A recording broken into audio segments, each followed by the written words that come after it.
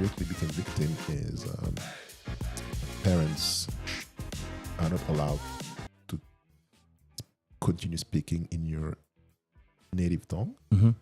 That is in France or the colonized countries? Yeah, so when we were going there, and parents, they thought that they were really doing the right thing. Yeah. I said, okay, we're not going to speak to them so they can learn French. But, so you're being brainwashed from the tender age. Yeah. And then you realize that parents end up becoming comfortable just by talking to friends to you. And then you grow up and you realize that you don't speak your mother tongue. You don't even know your mother tongue. Yeah, you understand few words and whatever you remember is those like 4 years that you spend in Chad because you are speaking among each other in that language. What's the local language in Chad? We have a lot of different ethnic group, but the language that everybody commutes is Arabic. Oh, Arabic, okay. And French. Okay. But but everybody speak at least like 3 to 5 different dialects. Okay. We can communicate with all the different ethnic groups. Yeah. And then you learn actually that you're black. And me coming to France, I still remember even I was 4. Yeah. I was afraid of white people. Because they were your oppressor? No. I was afraid because it was my first time seeing people who were completely different from me. Okay. And no disrespect to the white ethnic group. Yeah. But I was asking my parents if they're animals because the only, the only people, not even people, but species growing up that I saw with hair like them was only animals.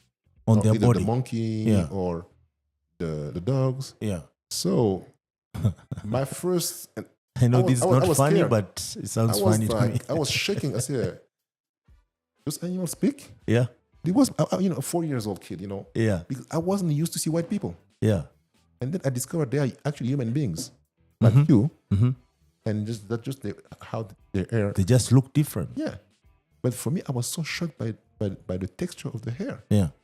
Because the only species with that kind of texture. Yeah. Because we used to have dogs and horses, monkeys and donkeys. So there were no horses actually. What are they? Yeah, and they have those slight like silky long. So that's what I was doing because we have kinky. Yeah. For me, a human being is supposed to be kinky and black. Yes. That was my reality as a young kid. Yes. But then you have to understand that this is you grow up becoming more tolerant and you understand that the world is different. You have Chinese, the AI like this, and this is what makes the beauty of the world at the end of the day. But not in a way to consider that you have to go and either kill them because that and we were friends. Yes. And we didn't even realize that we are different. Let me ask you this then, Bah-Pna. So, do you think Africans are the most friendly people in the world? Because when I come to think of it, we have never colonized anyone. We have never, taken anything from anyone, if you think about it. Besides, the normal with the human confrontation. Yeah. But we have never gone to a certain country. We just want to take your resources. We want to, make you pay for who you are. Well, a lot of African migrated from one country to another one, and they fought in order to African within Africans. Within Africans. Yeah. And overall, by essence, Africans have this Ubuntu as part of their DNA. Yes. It's interacting with the Western world that will end up getting to a sense of individualism. And we think is the best because, we boost our mass egos everything to yourself. And all that. And in general, yes, African in general, we are lovely people. Yeah. We just have our mental software that is, that's not updated. Yeah. But in general, you will you can have a very bad day when you come to a new country. Yeah. And then your first reaction will be that's xenophobia, Kenyan, I mean, look what they did to me because I'm a foreigner. Yeah. And 3-4 hours later, you're going to find a lovely person who's going to help you, who's going to make you laugh, who's going to be, and he's Kenyan as well. Yeah. And then our natural behavior, well, okay, I'm being prejudiced. Yeah. And then now, you know what, look, hey, you have stupid people everywhere. Yeah. So you always have to balance True. and then try to see that just someone who is having a bad day and he's trying to make you feel his anger. And here we are all around, meeting people like Teddy. I think, and he gonna confirm that to you. It was a picture that built that friendship that almost from a picture, simple picture. We run into each other at the AU, and I think want to take a picture with his phone, and I had a really good camera, and I was I'm not gonna take a picture with this one because it's gonna be a bad picture. Yeah. So let me take with my camera, and I'm gonna send it to you. Yeah. And that's created that relationship that's still lasting today. Yeah. And because that the natural inclination of Africans to be willing to interact, and if we buy too much into the media that is trying to say there is xenophobia here, because don't try to create tension where there is none. Have your own political agenda based on fear. Yes. And even South Africa, which is xenophobic, so-called, you have some acts, but ask yourself, who are those South Africans who are acting xenophobic? Is that everybody? Yes. Because you have more lovely ones than the bad ones, yeah. And the losers who are criminals just try to find a way to justify the crime and make it okay. Yeah. But they don't define all South African. See? And then media, because this country, when we take the example of South Africa, this media is not controlled by black people anymore.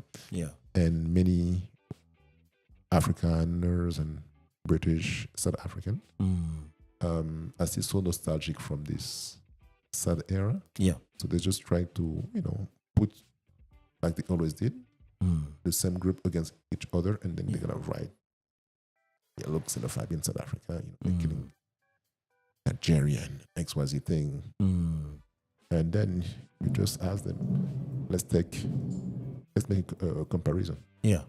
Go to Oregon.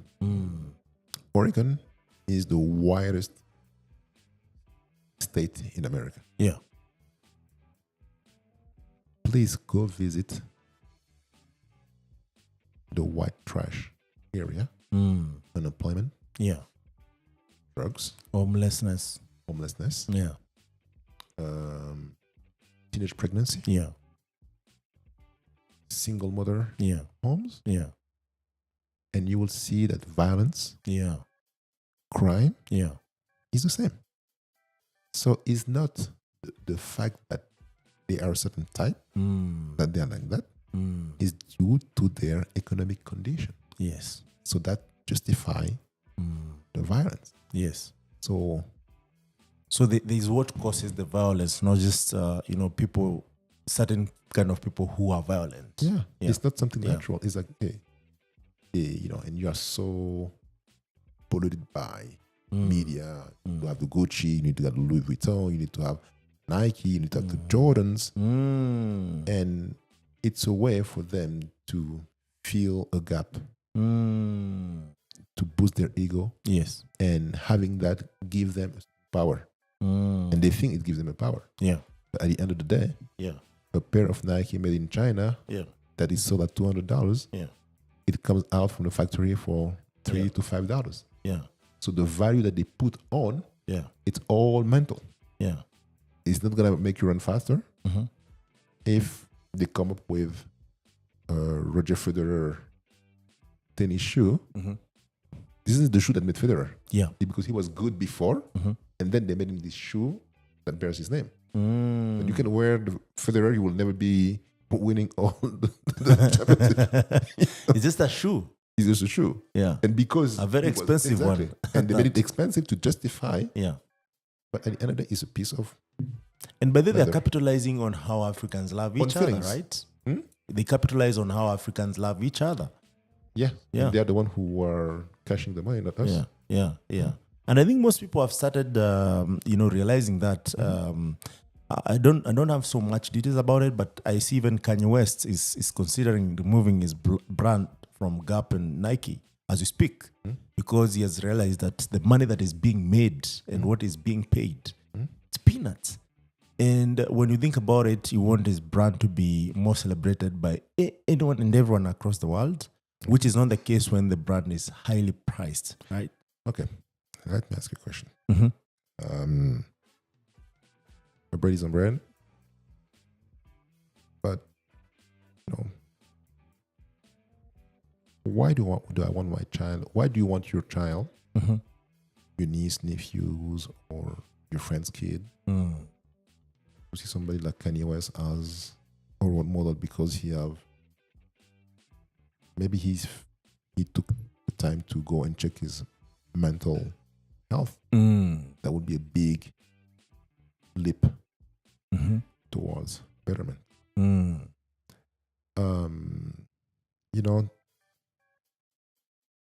Globalization and capitalism. This is what is also killing our continent. Yeah. And we only promote those people because they have a lot of money. Yeah. And this and that. What does he bring to the development because he have all this money? Most probably nothing. So he's good for his ego. Yeah. He's a good musician. Yeah. We also have very good local musicians. Yeah. Who are doing music that have sense and meaning. Yeah. And who are not controlled by an industry that is like sports. Yeah. Music. Yeah. Is Jewish-owned industry. And we are just a piece that you put in and do your job. Make me earn a lot of money, my franchise, my record label. Yeah. And when you don't sell anymore, goodbye. Yes. And we don't create anything. We are consumers. We don't control anything. We're just actors. Yes. And when all those movements are coming, there is not enough black in this or on that. Go create it yourself. Yeah. In France also, we think we're starting that. We don't see a lot of black people in the media, in the movies. I say, you know what? When I'm tired to see white people on TV and the movie, there is Nollywood. There's movies from Ghana. Yeah. I'm comfortable with that. I see many black people who look just like me. Yeah. Just go create your Nollywood or your Ghanawood or your whatever film industry. Does it have to be hood though? You see, that tells you a lot. Even the hood of everything. Yeah. Chinawood. Yeah. I don't think if China movies are Chinawood or something, but you see there is Nollywood, there's the Nigerian one. Nollywood. Yeah, and then copying. Yeah. And that gives more power to Hollywood because Hollywood remains the blueprint. Yeah, it's like the standard. Exactly. And when Hollywood was created, it was to promote the American culture. Yeah. And the first movie that was made in Hollywood, and I recommend everybody to double check, was The Birth of a Nation by Griffin. That was 17? Yeah, the early or the late 90s. Yeah. And every white American went to see this movie that is like gold. And this movie is just promoting white supremacy. And the problem today is that, like Dr. Nelly Fuller was saying, if you don't understand white supremacy and how it works, you will never understand racism. Yes.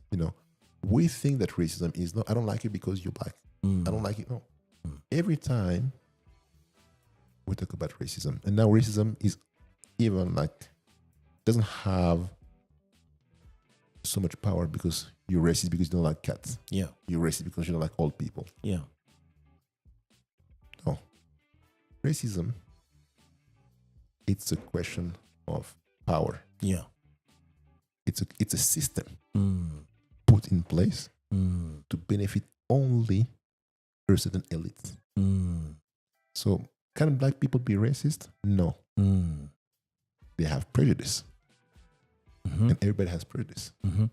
Until we have a system in place that can control something, then we can say that, okay, this group of black people are racist because they control this. We're just a big community. Yeah. You know? And if we do a comparative when it comes to the diaspora in France, and even in Europe, I always ask people to look at two things. I'm going to take France as the foundation. Yeah. In France, a lot of African from the diaspora who are French are always screaming and complaining that there is no representation of people that look just like them. Have you heard Indian diaspora in France making noises because you don't have Indian on TV? Most probably not. Have you heard Asian French making noises in France because they are not seen on commercials or on TV? Most probably not. Because there's two types of what they call minorities. The minorities who love to complain. They make a lot of noise. Yeah. And you always know that if you take an empty bottle and you throw it, it will always make noise. You will make more noise than the full one. Yeah. When you look at the Indian community in France, they don't talk, but they control the neighborhoods. They control the shops. I think everywhere. They have even shops selling African food. Yes. And everything you want to eat African, you go and hit. You look at an Indian selling you your own food. Yeah. And it's normal. Yes. Chinese, Asians, they don't make noises. Yeah. They build their own Chinatown. Yeah. And they control the whole neighborhood. Yes. And they have money. Yeah. Those politicians, they are very careful about they talk to them because they need their money to back up their program. Yeah. And that was when I look at it, I say, you know what? We're tired of always playing the victim mentality. Build your own empire. Put in work. Put it, because people are going to respect when they know that this group is bringing money. Yeah. Take France, like I said earlier. Yeah. Everywhere you see shops selling hair products. Do you know that people who are using more extension are black people? Yes. Because they want to look like everyone else. But we don't even control the hair industry. Yeah. We don't even control that. Yeah. So we have to ask ourselves something. Look at Senegal. Their main traditional dish, jollof, or cheboudienne, like they call it.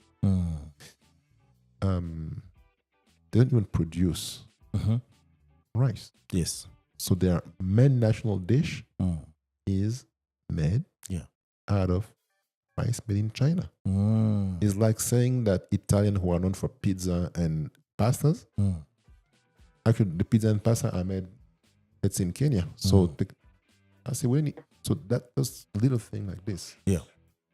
So the work. Now we know.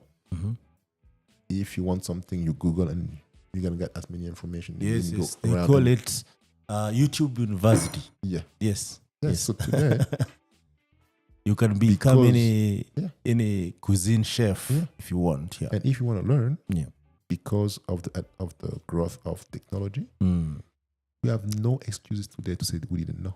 Because way before you have to go to the library and sit down for hours and find somebody who was extremely educated, who can read this book or read that book.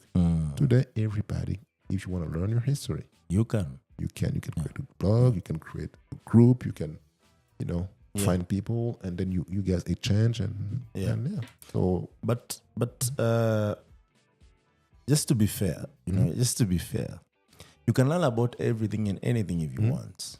And the reason why we are doing these podcasts, mostly from the Impact Masters, is that African history is either stolen, destroyed, or changed, right? So if right now I wanted to know anything about Africa before colonization, it either doesn't exist or it's altered to look in a certain way. Okay. If you think about it. Your late, great icon, Chinua Achebe, wrote, until the lions have their own historians, history of hunt will always glorify the hunters. Yes. There are some black scholars who did that job. Yeah. But you have to dig deep. To dig deep. And what happened in America, in the USA, they are the ones who are put away from the university system. Because, the truth must not come out. Yes. But unfortunately for people who have those thoughts, internet is coming now to give you all those facts. Yes. Like we know that pyramids were not created. Were created by... They were built by humans. By humans. Let's be straightforward. Yeah. They are built by black people. Africans, yeah. Yes. And when you and even when you go to Egypt, the honest Egyptian, when you see you dark, some gonna tell you the street, you are the real Egyptian. Yes. You are the one who built that Egyptians in their own country. Yeah. They even know. You are the ones who built this. So when you leave Cairo and you go more on the south, toward Aswan, which is closer to South Sudan, this is where you have the most pyramids. And they don't advertise them too much because Sudanese are very dark skinned and tall. And skinny. Yeah. Like images of the pharaohs that you see on those pyramids. Yeah. And now that we're talking about this, I also think about your first, example or use case of movies. The movie 300? No. So 300 talks about this adventure. It's an adventure movie whereby it talks about, the Egyptians versus the whites. And it shows at the end of the day that, the white conquers actually. The Egyptian, but they fight so hard to an extent that they kill their hero, the leader of the troop. But it looks like the Italian empires, those old empires, coming to fight the Egyptians. Yeah. But once they kill this leader, his wife takes over the military. So he's leading an army of men to go and conquer the Egyptian. And actually, even from the symbolic appearance, the guy is tall, as you said, and thin, and with the makeup like Egyptians and whatnot. So it comes back again to show you that white supremacy in different storytelling and movies, and it brings me back to like what I thought when I started doing this, that since I can't change what has already happened, I can only change what is here, present, and future. And I encourage any African from any country, you're welcome to this podcast with one intention: to tell your story, to create a story that it might not benefit us directly, but the future should know what is happening right now. Because you see, there will be 50 years from now, there will be 100 years from now, right? What will those people learn from? Because right now, even the literature that we read in school in Africa, to tell you the truth, half of it or 3/4 of it is foreign. So what are we trying to teach? Are we trying to build our story or continue destroying it and altering it as it has been? I think there's something, the role of marketing and media who are pushing. And, Chimamanda Ngozi Adichie did a wonderful job by being very straightforward when he speaks, and with such a class that she perfected the art to tell them the F word in such a nice way with facts that they cannot deny. And I believe that her way of doing should be the way young black girls and black boys should look after. We, as collective people of black descent, we must make sure that we share as many African authors because they write from the heart, they write the experience, and every young African can relate to it. Yeah. So until we do that, nothing gonna really change because everybody wants to be in the mainstream. Yeah. Why do we need Oprah Winfrey to talk about Chinua Achebe, and then all of a sudden Chinua Achebe things fall apart? Became New York #1 bestseller. This book was written in 1960. Yeah. And all of a sudden in the 2000s, she's a bestseller. Our fathers read it already. Yeah. And the transmission was probably not done properly, and it's not their fault. Because I'm sure that they thought they were doing better. Yeah. And most of them grew up under colonization. The chance that we have, we were born free. So we look at Chinese, whites, Jew as equal. They might like it because they have this superiority complex because the system gives them that power. Yeah. But which is just a power on the surface. Yeah. And by promoting too much sports,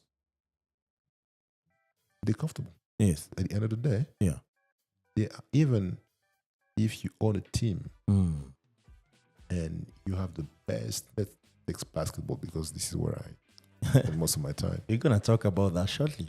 And you take Chicago Bulls, Michael Jordan. Yeah. Greatest player of all time. If his owner don't want him to play, he won't play. Yes. So who controls who? Of course, people are still controlled. So no doubt. Are you that powerful? Because Hegel, I think it was Hegel, in the dialectic between the slave and the master. Now is the master now the agency? Because for you to make that big, actually, there is an agency behind. Yeah. Yeah. So when you go in depth, and I also suggest everybody to go back and search Hegel when he talks about the dialectic between the slave and the master. Who is really the slave? The master cannot do anything without the labor of his slave. The slave can live without being whooped every single day from the master. Yeah. So, who is really free? Okay, I own you, but if you leave or if you are injured, I'm losing everything. But if you are the slave, if the master and all his family, like your Queen of England, pass away, we don't care. We just run away. Yes. And we're free. Yes. So who is more in control? In control. Yeah. But you can be a Ferrari. Yeah. With engine of a Tata. Yeah. The engine is in Tata. Yes. And the car is Ferrari. Yes. So your car gonna have a very nice shape that gives you the image that is powerful. Yeah. But after I don't know how many kilometers, it will slow down. Yeah. And nothing wrong against that. I just think that they do a very good thing for people with less financial power than all those big companies.